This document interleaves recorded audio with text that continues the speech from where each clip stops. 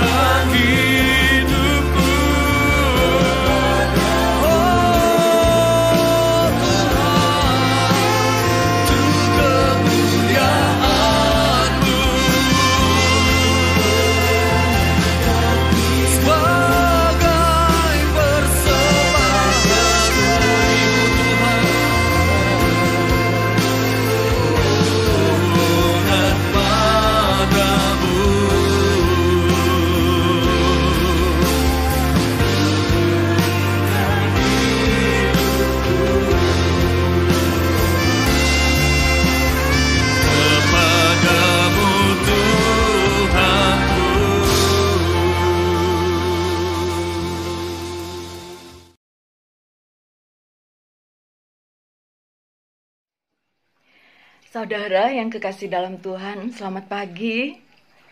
Salam dalam kasih Tuhan Yesus. Sebelum kita mendengarkan firman Tuhan, mari kita berdoa. Bapa kami yang di surga, Bapa di dalam Tuhan kami Yesus Kristus, kami bersyukur kalau pagi hari ini kami boleh diberi kesempatan untuk memuji memuliakan Tuhan. Biarlah pada hari ini Tuhan, kami juga boleh belajar dari firman Tuhan. Biarlah firman-Mu Tuhan boleh membangun kami, supaya kami semakin hari semakin berkenan di hadapan Tuhan. Kami boleh melakukan apa yang baik, yang berkenan kepada Tuhan dan yang sempurna. Bimbing hamba-Mu yang akan menyampaikan firman-Mu. Urapi dengan Roh-Mu yang kudus, agar firman yang disampaikan sesuai dengan kehendak-Mu. Dan ampunilah kami akan segala dosa kesalahan kami, seperti kami juga mengampuni orang-orang yang bersalah pada kami. Terpujilah Tuhan kami Yesus Kristus. Inilah doa permohonan kami. Di dalam nama Tuhan Yesus, kami sudah berdoa. Amin. Saudara yang kekasih dalam Tuhan, hari ini kita bersama-sama akan belajar dari satu tema, yaitu peran Roh Kudus di dalam tubuh Kristus. Miss mau mulai dengan satu keadaan di mana kalau dulu ya, sekarang ini agak jarang ya. Dulu ketika Miss ke pasar, sering sekali Miss melihat di sana ada orang yang berjualan obat. Nah, ketika dia berjualan obat, dia akan menyampaikan bahwa, ayo saudara-saudara, ini adalah obat yang sangat berguna, dapat menyembuhkan segala penyakit. Jadi dengan iming-iming itu, maka banyak orang juga yang akhirnya tergiur, terpengaruh, dan akhirnya mereka mau membeli obat itu. Atau ada juga pedagang yang menawarkan barang-barangnya dengan berteriak seperti ini, ayo obral, 10-3, 10-3. Tidak ada di tempat lain, cuma ada di sini. Nah, keadaan-keadaan seperti itu merupakan keadaan di mana orang sedang menarik para pembeli supaya mereka dagangannya laku. Tapi jangan lupa sekarang juga banyak sekali terjadi penipuan dengan cara menarik pembeli. Mereka diiming-imingi, tetapi pada akhirnya apalagi zaman online sekarang, mereka transfer uang, tapi akhirnya barang tidak pernah datang. Oleh karena itu mungkin Miss juga ingatkan kita kalau membeli barang secara online, kalau tidak dipercaya mungkin lebih baik COD ya. Kita sudah mengenal istilah COD ya. Nah, saudara-saudara yang kekasih dalam Tuhan, hari ini Miss juga akan menyampaikan kepada saudara-saudara semua sesuatu yang luar biasa, yang amat mahal, bahkan tidak ternilai harganya. Sesuatu yang dapat membuat hidup kita ini amat bernilai. Sesuatu yang dapat mewujudkan segala yang tidak mungkin. Sesuatu yang dapat menolong, dapat menghibur, sesuatu yang dapat mengajar, sesuatu yang dapat membuat kita berkata, puji Tuhan, haleluya. Dan ini bukanlah iming-iming seperti pedagang-pedagang tadi itu. Dan ini bukan penipuan juga.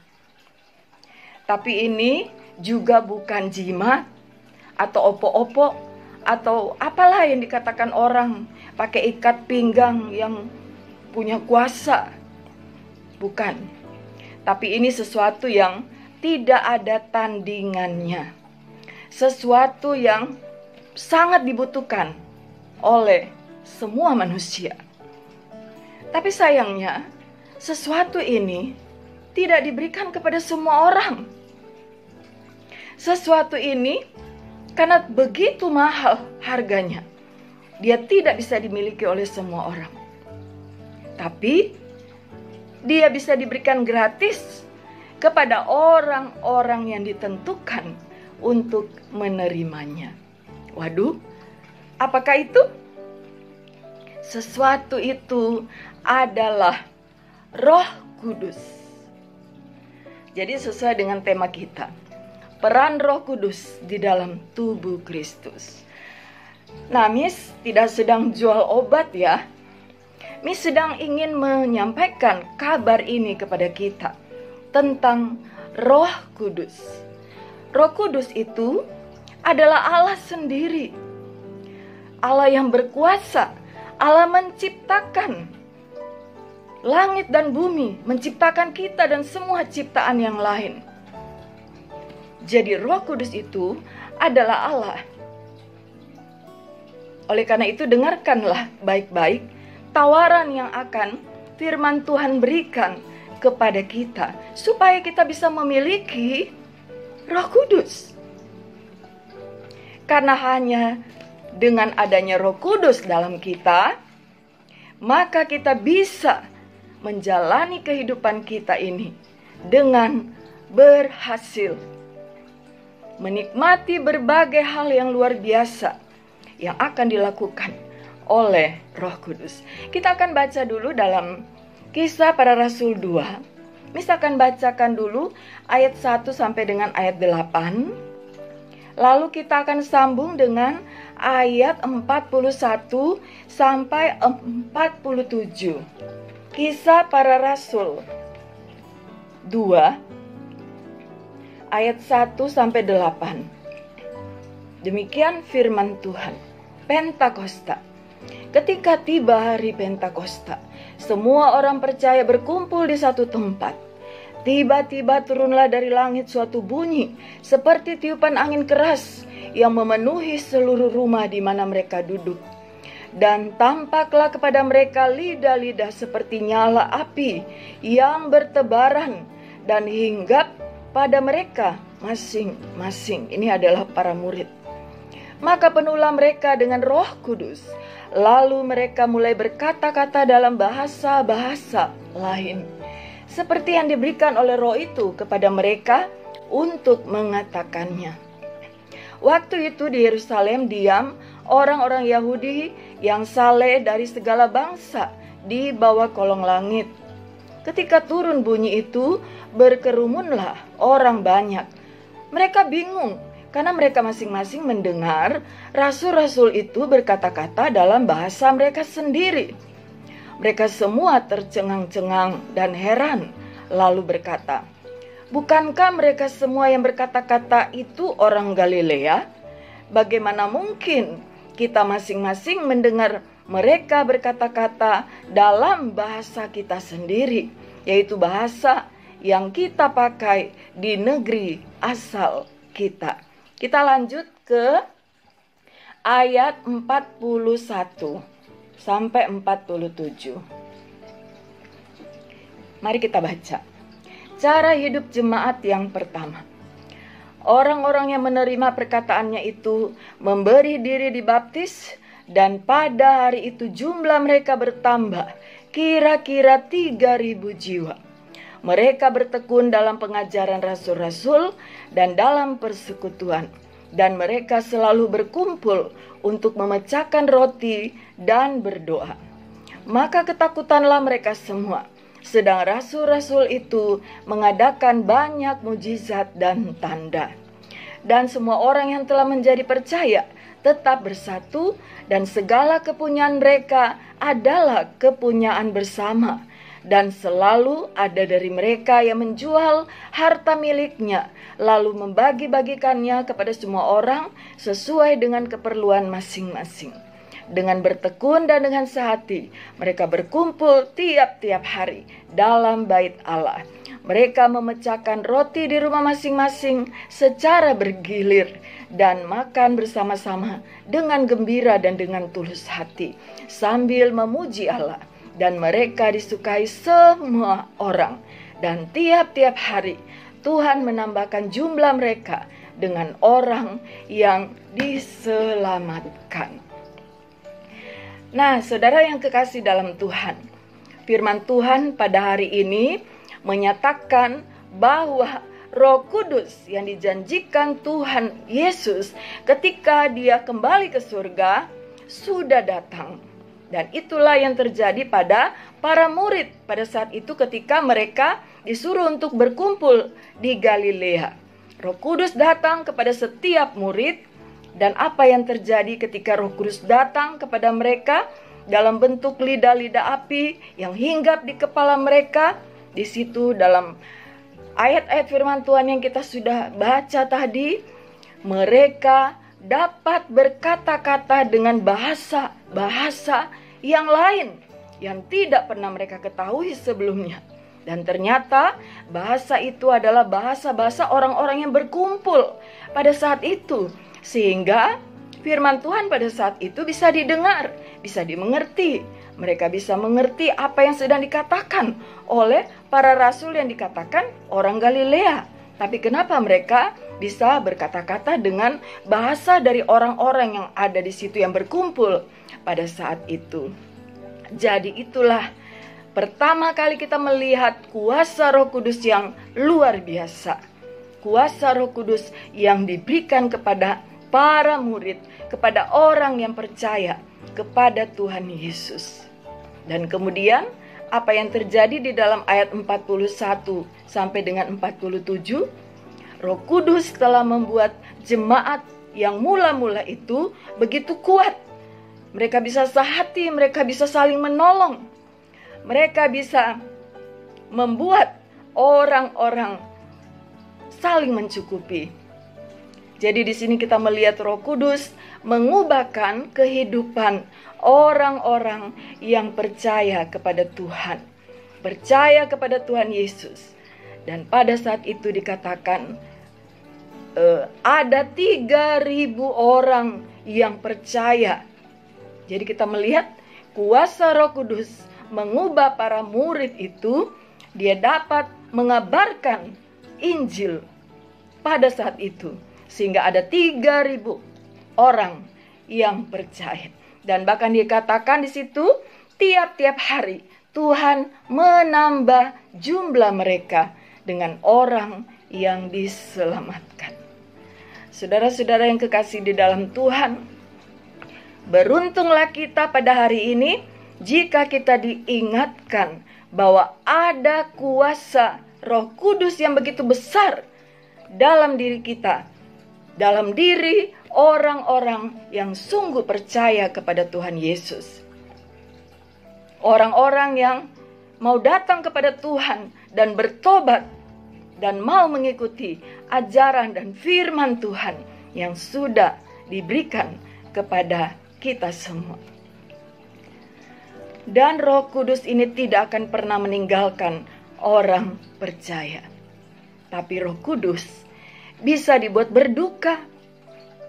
Roh Kudus akan berduka ketika kita hidup melakukan dosa dan tidak mau meninggalkan dosa kita.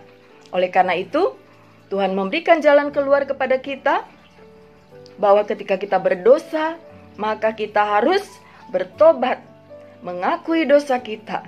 Kita mendapatkan pengampunan, bahkan kita disucikan oleh Tuhan.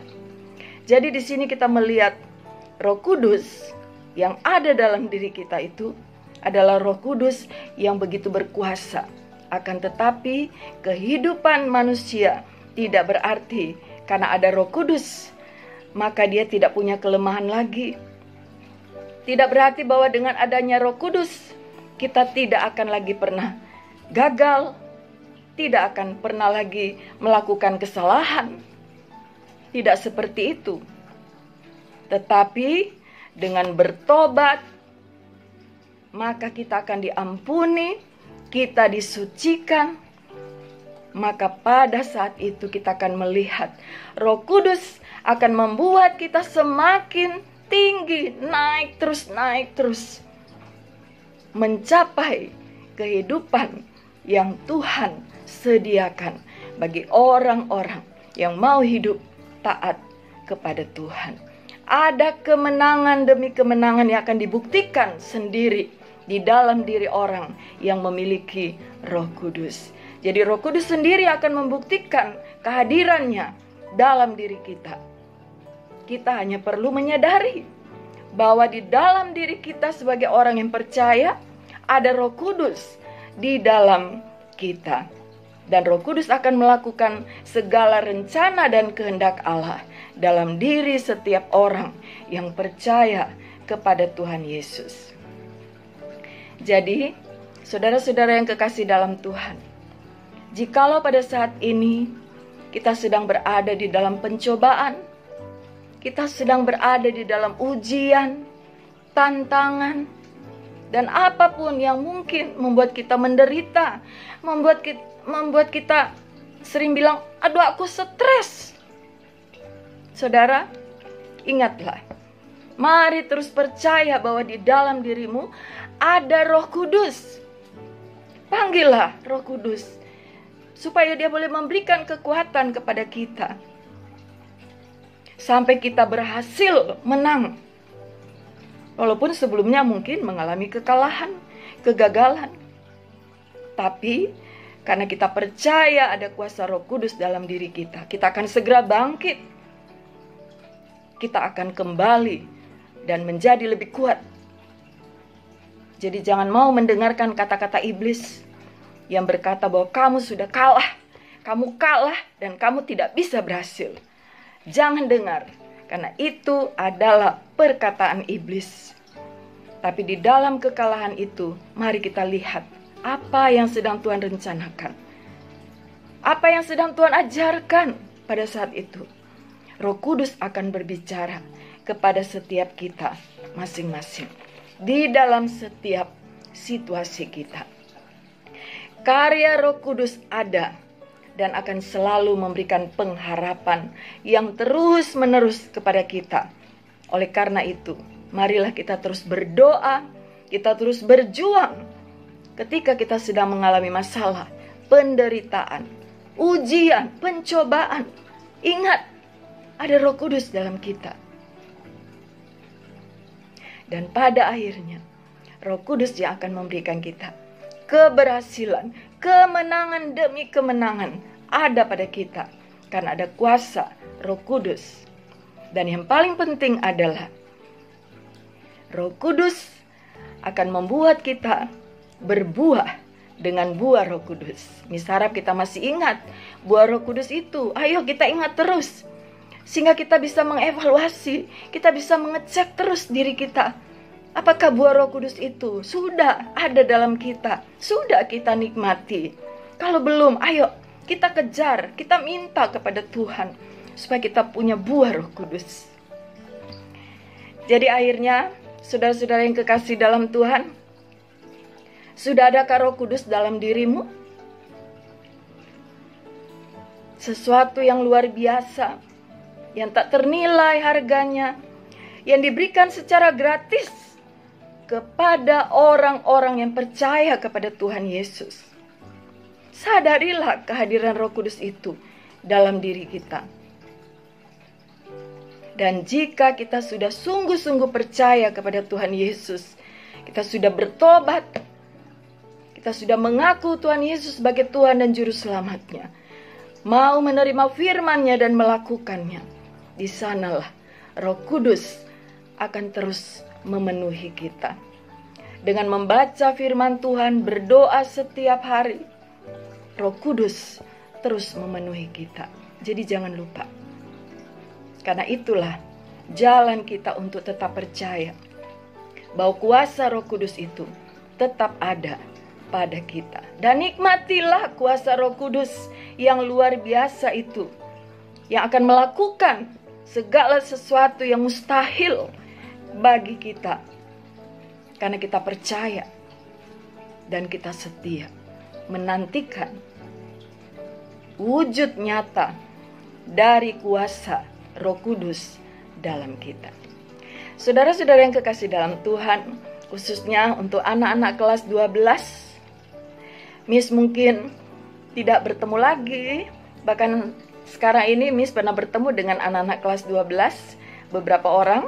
Mereka berkata, wah Miss cuma kita pernah lihat di chapel, ya di online, tidak pernah ketemu ya. Iya memang ya, tapi Miss berharap walaupun kita tidak pernah ketemu, tapi Tuhan menyatukan kita. Ada Roh Kudus di dalam diri kita, dan kita seperti jemaat mula-mula kita ini bersatu. Kita harus saling menopang. Bila nanti anak-anakku ketika sudah pergi jauh di sana, Miss tidak tahu ada di mana.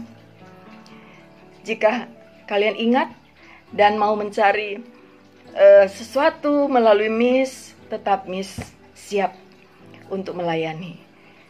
Tapi Miss percaya kalian semakin dewasa. Ada Roh Kudus di dalam kehidupanmu. Itu yang harus terus diingat. Sehingga kita tidak akan terus-menerus dikalahkan. Tapi kita akan memperoleh kemenangan demi kemenangan. Karena ada kuasa Roh Kudus dalam diri kita. Dan untuk anak-anak kelas 10, kelas 11 yang masih terus dalam perjuanganmu, percayalah, ingatlah terus, sadarilah terus bahwa ada kuasa Roh Kudus bagi orang-orang yang percaya kepada Tuhan Yesus. Jangan melihat kelemahanmu, jangan melihat penderitaanmu. Itu tidak seberapa dibandingkan dengan kuasa Roh Kudus yang ada dalam dirimu. Ketika kamu mengatakan aku kalah, aku gagal, aku lemah, tidak. Jangan dengar kata iblis. Tapi kamu diberikan kekuatan yang luar biasa. Dan kamu pasti akan sanggup melewati itu. Sekalipun pernah gagal, sekalipun pernah kalah. Tapi setelah kamu sadar bahwa ada kuasa Roh Kudus, maka kamu akan bangkit dan kamu akan menjadi luar biasa. Dan setelah itu kalian bisa bercerita kepada orang. Pengalaman-pengalaman yang kita alami akan menjadi bagian dari kita untuk menolong orang lain. Jadi, berbahagialah di dalam kita ketika kita jatuh dalam berbagai-bagai pencobaan. Sudah dikatakan ya, karena itu akan menjadi bagian yang indah untuk kita menolong orang lain. Kiranya Tuhan Yesus memberkati kita, sehingga kita menyadari bahwa peran Roh Kudus dalam kehidupan kita sebagai tubuh Kristus sangat luar biasa, sangat besar, kuasanya luar biasa. Dan jangan sampai kita tidak sadari itu. Kiranya Tuhan Yesus memberkati. Mari kita berdoa. Bapa kami yang di surga, Bapa di dalam, Tuhan kami Yesus Kristus, terima kasih kalau pada pagi hari ini kami boleh bersama-sama belajar dari firman-Mu. Kami diingatkan oleh firman Tuhan bahwa ada Allah Roh Kudus dalam kami, yang memberikan sesuatu yang luar biasa, yang tidak kami sadari, yang mungkin tidak pernah terpikirkan. Tetapi Engkau dengan kuasa yang luar biasa ada dalam kami, dapat melakukan segala sesuatu yang mustahil bagi kami. Bapa di surga, pimpin kami semua. Pimpin anak-anak, para siswa, para guru semua, staf, para pegawai yang ada di Sekolah Kalam Kudus, khususnya di SMA Kalam Kudus. Tuhan, berkati kami semua. Biarlah Roh Kudus ada dalam kami Tuhan, supaya kami boleh menyatakan kemuliaan Tuhan. Kami boleh melewati berbagai ujian dan tantangan. Dan kami percaya, kami akan menang. Dan kami akan melihat Roh Kudus akan membuktikan sendiri bahwa kuasanya itu tetap di dalam kami. Terpujilah Tuhan Yesus, ampunilah setiap dosa kesalahan kami. Dan kami juga mengampuni orang yang bersalah pada kami. Jauhkanlah kami dari segala godaan, cobaan iblis, setan, roh jahat, orang-orang jahat dunia ini yang berusaha menipu kami dengan berbagai tipu muslihatnya. Tapi kami percaya ada Allah Roh Kudus dalam kami yang menjaga dan melindungi kami, sehingga kami dapat mengalahkan segala kejahatan dan tipu daya iblis. Terpujilah Tuhan Yesus. Inilah doa kami. Di dalam nama Tuhan Yesus kami sudah berdoa.